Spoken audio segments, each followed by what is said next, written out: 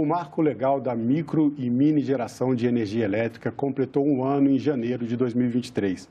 A Lei 14.300 de 2022 ficou também conhecida como Marco Legal da Energia Solar. Nessa entrevista, você vai entender os impactos da nova legislação sobre energias renováveis no Brasil e que impactos essa legislação tem sobre os novos investimentos. Eu recebo agora o advogado tributarista Leonardo Cursino. Muito boa tarde a todos.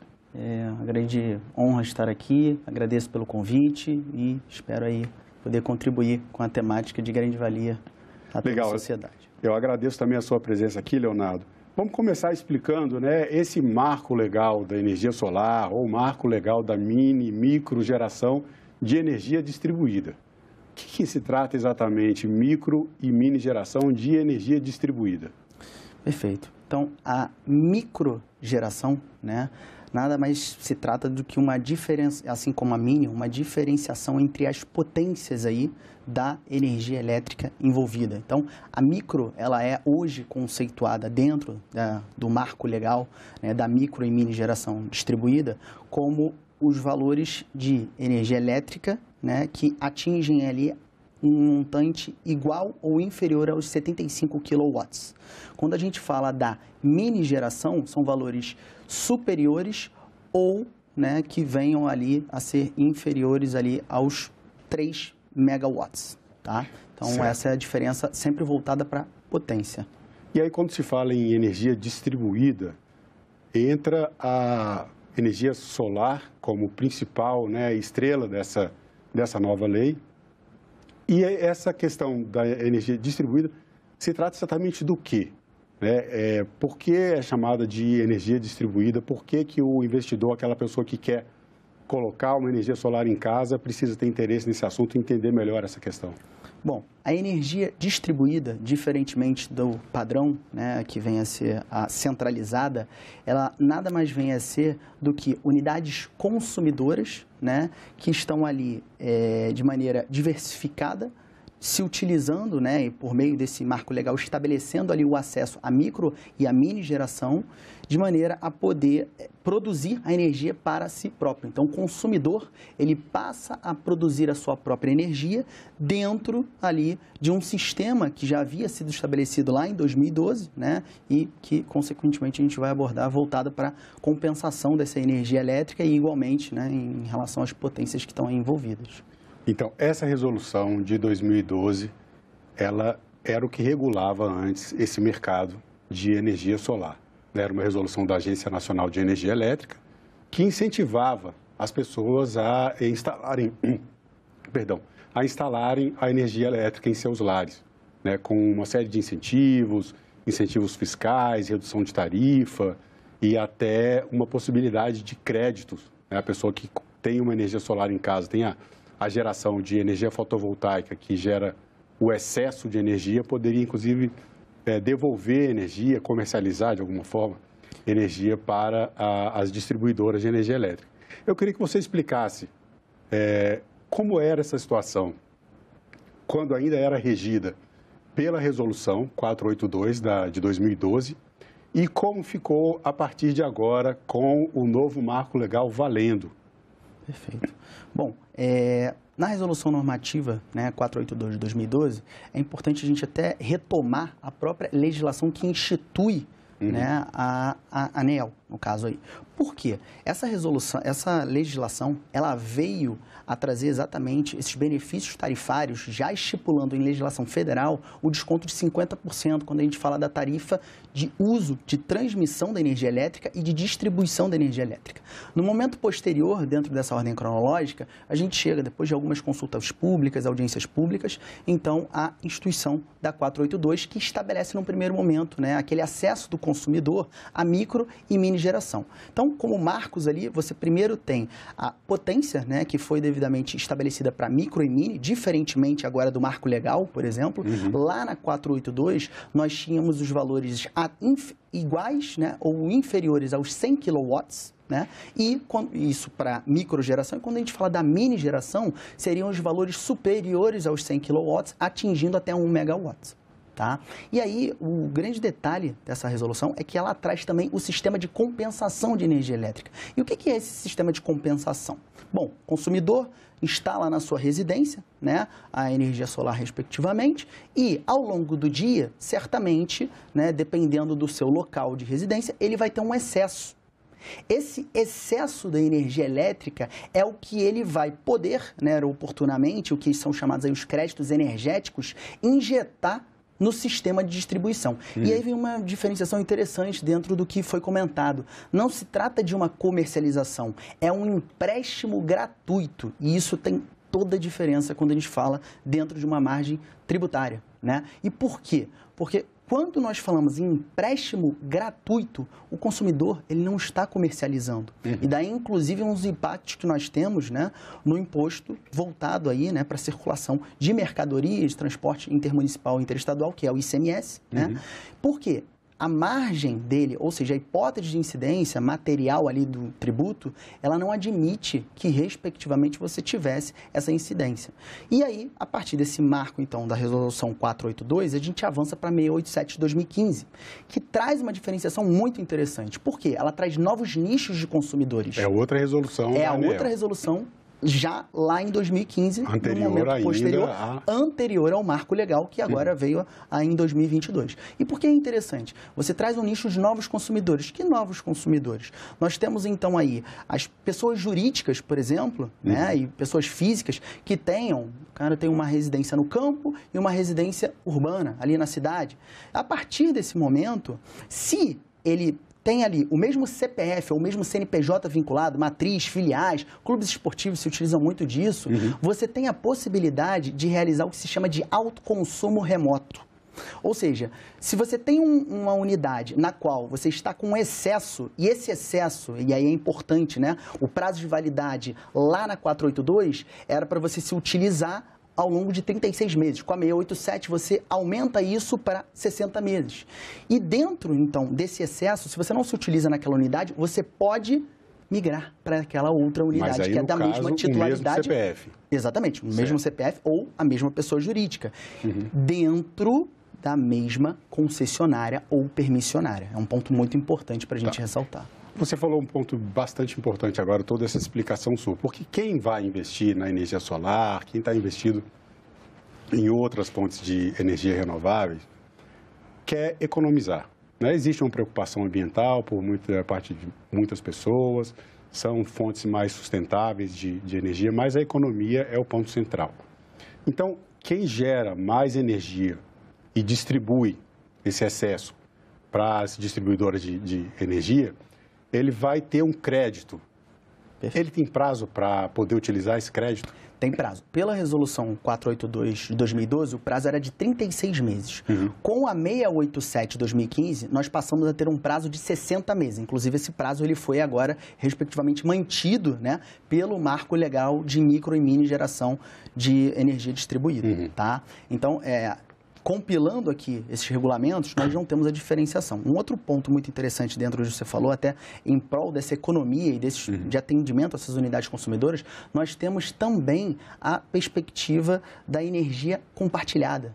Né? O que seria essa energia compartilhada? Né? Nada mais é do que os condomínios edilícios trazendo ali, respectivamente, para dentro a instalação desses sistemas e as unidades consumidoras, dentro de uma razão de proporcionalidade, usufruindo da micro e da mini geração. Esses condomínios edilícios que você fala são os condomínios residenciais? São os condomínios residenciais, perfeito. E as regras são as mesmas, então, para uma unidade, uma casa de campo, como você citou, e para os condomínios também? Sim, as regras que vão se aplicar, na realidade, quando a gente fala numa residência e numa casa de campo, aí no caso, nós temos o autoconsumo remoto se aplicando. Agora, quando nós temos a geração compartilhada, que é essa que eu acabei de falar, aí na realidade você vai aplicar para condomínios especificamente.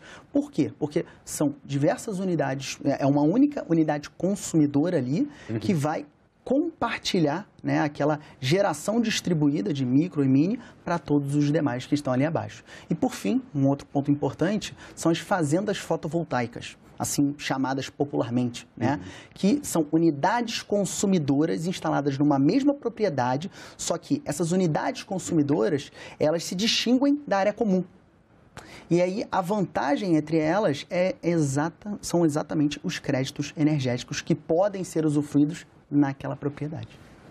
Mas nesse caso, elas podem também, essas fazendas fotovoltaicas, elas se enquadram em micro ou mini geração? Como é que fica? Tem alguma diferença nesse caso? Porque o que nós estamos expondo são as potências, elas têm que atender à potência. Claro que se houver um excesso, ou seja, se algo estiver fora, tem que ser formulado um requerimento à ANEEL para que isso possa ser revisto. E aí, hoje, em razão da 687 de 2015, que desburocratizou esse procedimento, isso basta ser feito por meio de um formulário padrão. Tá.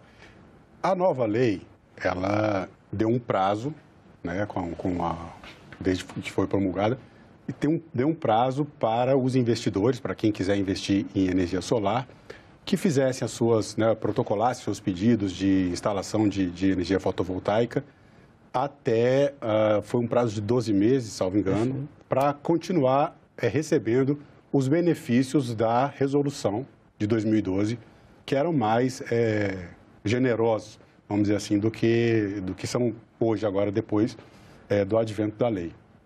Eu te pergunto o seguinte, quem conseguiu protocolar um pedido para a instalação de uma fazenda fotovoltaica ou mesmo uma mini ou micro geração de energia solar em casa, essas pessoas, elas têm prazo para instalar o projeto que foi protocolado? Como é que fica? Quer dizer, quem protocolou um pedido até o prazo limite, mantendo os benefícios anteriores, ela pode instalar isso quando quiser, tem um prazo? Como é que ficam essas regras para que as pessoas que fizeram o pedido ainda possam usufruir dos benefícios anteriores à lei? Bom, para aqueles que fizeram, né, esse pedido em relação à instalação do projeto, né, até o dia, no caso aí, 7 de janeiro de 2023, nós temos a não aplicação da regra de transição que hoje está correndo, né, para os que estão protocolando. Então, esse período de 12 meses, ele foi contemplado aí com prazos para essas pessoas que fizeram o protocolo entre 60 dias, 60 meses, salvo engano, e 120 meses. São, respectivamente, ali os prazos que foram fixados para que esses consumidores venham a se adequar a essa hipótese de instalação e de geração, né, da micro e da mini energia distribuída. E aí, no caso, o empreendedor ou então a unidade consumidora que fez esse protocolo tem esse prazo, ela tem que instalar todo o projeto? É possível fazer por partes, por etapas, sem perder o benefício? Então, essas pessoas que protocolaram nesse momento que antecede, elas têm o que se chama, dentro do direito, de direito adquirido, né? Certo. Então, elas têm o direito adquirido a fazer jus às normas que antecedem a modificação legislativa, que é a 14.300, o marco legal que nós estamos abordando. Então, essa discussão em relação a fazer isso de maneira parcial, o mais relevante aqui está sendo devidamente operacionalizada ali a micro ou a mini geração distribuída? E claro, né, vai depender também da distribuidora, a concessionária, a permissionária, se ela vier acarretar, né, em um ônus ao consumidor, isso é plenamente discutível, né, e vir a causar uma mora para o não atendimento desses prazos. E aí, consequentemente, isso gera uma discussão que, na minha visão pelo menos, você tem como defender a perspectiva do direito adquirido em razão desse protocolo anteceder o marco legal e, consequentemente, a pessoa ter tudo ali à disposição para poder ter feito a instalação corretamente. E, em linhas gerais, como é que ficam os novos prazos e quais são os benefícios agora que está valendo a Lei 14.300? Bom, em linhas gerais, com esse novo marco legal, né, que passou a valer aí desde o dia 7 de janeiro, nós temos uma modificação aí voltada principalmente para a questão da potência, que já gerou uma certa discussão ali, né, exatamente quanto à energia solar fotovoltaica. Por quê? Ela estabelece, né, em termos de microgeração, os 75 kW, né, igual ou inferior. E quando ela fala da mini geração, ela faz uma limitação a menor. Porque a 687 de 2015, ela admitia que houvesse, né, para mini geração, os 75 kW superiores até uma margem igual ou inferior a 5 megawatts. E agora, a legislação ela estipula 3 megawatts. Então, você teria só aí nesse momento inicial, né, uma perda né, em relação à mini geração distribuída, o que acaba sendo um pouco preocupante, né, para esse setor de certa forma, principalmente porque é um dos que, conjuntamente com a micro, né, vem mais crescendo aí de maneira exponencial dentro do território nacional. Em termos de benefícios fiscais, entrando aqui na área de tributação, que é a sua área de especialidade, o que a gente tem de novidade, o que tem de benefício, né, com as novas regras, inclusive com as últimas modificações que vieram em toda essa legislação? Bom, quanto aos benefícios fiscais que são aplicáveis, já desde 2015 nós tínhamos um convênio ICMS, que é o convênio ICMS 16/2015, em que ele aborda sobre a isenção dessa energia que é distribuída, né, pela distribuidora ali, respectivamente, de maneira proporcional à energia que é injetada.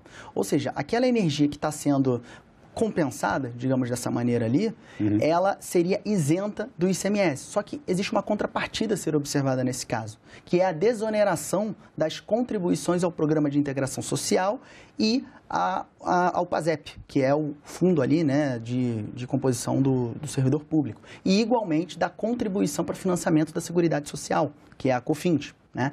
E essa desoneração, nesse mesmo ano, por meio da Lei Federal 13.169, também saiu estipulando-se a alíquota zero. Isso eu estou me referindo a 2015, um cenário que antecede. No marco legal, nós temos dentro, até abordando regras tarifárias, né, traz-se ali, ao invés de você ter, como na 687 de 2015, na resolução da ANEEL de 482 de 2012, quando você tinha o tipo A e o tipo B, né? O que é o tipo A e o tipo B de energia? O tipo B são os consumidores, realmente 99% pelo menos da sociedade, de baixa tensão. Né? E esses consumidores de baixa tensão, se eles conseguissem realizar toda aquela compensação dentro dos créditos energéticos, eles deveriam pagar por meio do custo de disponibilidade. Né? E haviam, certamente, à época, uma referência, né? Existem custos de referência, que são os 30 kW, 50 kW e 100 kW. Hoje, a regra mudou. Por quê? Você passa a ter o que se chama de fio B, que está atrelado à tarifa única de distribuição, né? A tarifa de uso, perdão, de distribuição da energia elétrica. Na realidade, quando eu digo que está atrelado, o fio B, ele compõe a TUG. Porque o fio B nada mais é do que uma dos custos, o pagamento, né, pelo serviço. Exatamente, é um dos custos que integram esse serviço de distribuição. E você tem o fio A também. O fio A, diferentemente, ele integra a manutenção desse serviço de distribuição de energia. Então, essa é uma seara que, respectivamente, acabou sendo um pouco mais onerada dentro de uma ótica tarifária. E aí, fazendo essa bipartição tarifária, nós temos ali, dentro, né, da tarifa que é paga pelo consumidor, a tarifa elétrica, né, que compõe ali mais ou menos em torno de 46%, tá? E nós temos igualmente a TUG, né? Que é o pagamento pelo uso do sistema de distribuição de energia. Perfeito, exatamente. E em razão disso, esse fio B dentro da TUG, ele corresponde a mais ou menos 45%. Então daí a gente consegue, extraindo por meio desses percentuais, demonstrar como essa regra tarifária, ela acabou realmente onerando um pouco além aí, né, do que seria previsto, esse consumidor. E no caso dos equipamentos, né, porque instalar um equipamento de energia fotovoltaica não é para todo mundo, ainda é caro. Tem algum incentivo fiscal nesse sentido, para, inclusive, importação de materiais? Claro. Nós temos o convênio ICMS 101 de 1997, tá? E aí, esse convênio ICMS 101 de 1997, ele concede a isenção em todas as operações. Como assim em todas as operações? Operações de importação, operações internas, operações interestaduais que envolvem partes, peças e componentes fotovoltaicos. E igualmente se aplica para a energia eólica, né? Dentro dessa abordagem das energias renováveis. E lá, na sua cláusula primeira, ele aborda especificamente o gerador solar fotovoltaico, o gerador fotovoltaico, né? E igualmente, no inciso 13 desse convênio, há também uma abordagem sobre as partes e peças que compõem esse gerador, que devem, então, ser devidamente isentas quanto ao ICMS. E a gente está falando do ICMS importação, do ICMS em operações internas e do ICMS em operações interestaduais. Assim como aquele convênio ICMS 16 de 2015, ele também estabelece uma contrapartida, digamos assim, ali dentro. Ele fala o seguinte: para que você possa usufruir dessa isenção, você deve ter um incentivo, ou seja, um benefício fiscal atrelado ao IPI. E aí nós temos que analisar o que se chama de tabela TIP, né? Que é a tabela do imposto de industrialização, aí nesse caso. Observando essa tabela, todos, ou quase todos pelo menos, os componentes do gerador solar fotovoltaico, eles têm esse incentivo voltado para a alíquota zero do IPI. Especificamente, um desses componentes não dispõe, que é um inversor fotovoltaico. E aí, por que eu digo um desses componentes? Existe uma nota técnica da Associação Brasileira, né, de Energia Solar, na qual ela delimita quais são os componentes do gerador solar fotovoltaico. E lá nós temos o inversor, que infelizmente hoje em território nacional ainda acaba sendo uma discussão muito grande, né, voltada para essa seara. Aliado a isso, e aí remetendo a 14.300, uma modificação muito interessante foi a consideração desses projetos, né, de usinas que respectivamente geram micro e mini geração como projetos de infraestrutura. E aí você pode se utilizar igualmente de um incentivo fiscal dentro da seara federal, que é o REID. O que é o REID? O REID é um regime especial de incentivos para o desenvolvimento de infraestrutura. Foi instituído lá em 2007 por uma legislação federal e, a partir dessa legislação federal, ele concede uma suspensão de PIS, COFINS e PIS, COFINS e importação. Ou seja, dá uma boa redução para quem vai investir. Damos uma boa redução ali no cenário federal quando a gente fala, então, aí de PIS, COFINS, tanto a nível importação como no próprio faturamento ali interno da empresa. E no momento posterior nós temos a questão do ICMS, como acabamos de abordar, temos o IPI e aí avançamos ainda dentro da seara federal pro II, que é o imposto de importação, que são os regimes ex-tarifários, né? Os regimes ex-tarifários são reduções temporárias que são realizadas por meio de resoluções GSEX. GSEX é justamente a gerência de comércio exterior. Tá? E essa gerência de comércio exterior, para esses equipamentos em específico, ela atribuiu a alíquota zero, dando X para todos esses componentes que nós estamos falando, exceto especificamente o inversor. Para a gente terminar, eu vou comentar que a gente tem um projeto de lei que está tramitando no Congresso Nacional, projeto de lei 2703, que pretende prorrogar os benefícios da resolução anterior à Lei 14.300 por mais 18 meses. Na justificativa desse projeto, o autor ele cita uma dificuldade que as unidades consumidores estariam tendo de conexão com seus sistemas fotovoltaicos com a distribuição de energia, com o sistema de distribuição, que a gente estava falando sobre isso aqui. Uma pergunta que vem dos internautas. A distribuidora, ela pode se negar a conectar um sistema fotovoltaico ao sistema de distribuição de energia? Perfeito. Muito boa pergunta. A distribuidora ela não pode se negar. Por quê? Porque esse formulário padrão, que inclusive foi trazido pela 687 de 2015 e foi internalizado pelo Marco Legal, ele trata, na realidade, de uma faculdade que é dada ao consumidor de poder usufruir desse marco legal que está atrelado à micro e à mini geração distribuída. Inclusive, isso lá atrás, dentro da resolução 482, na sua justificativa e no voto para sua devida instituição, foi muito bem abordado pela própria Superintendência dos Serviços de Distribuição da ANEEL à época. Então, é uma faculdade que é dada ao consumidor. Então, se ele exerce aquela faculdade, não há como a concessionária, a permissionária, nesse caso, se negarem, né, a poderem proporcionar isso a ele, dentro ali, obviamente, das regras que hoje, infelizmente, se aplicam atreladas à transição, que trazem uma maior aplicação tarifária. Bom, Leonardo, eu quero agradecer mais uma vez a sua presença no programa Cidadania. Obrigado pelo seu tempo e pelas explicações. Nada, eu que agradeço. Uma boa tarde. E eu agradeço também a você que nos assiste. Continue assistindo o programa Cidadania pela TV Senado. Assine o canal da TV Senado no YouTube. Faça como mais de 1 milhão de brasileiros e brasileiras e receba as notícias do Poder Legislativo diretamente da fonte. Obrigado e até o próximo Cidadania.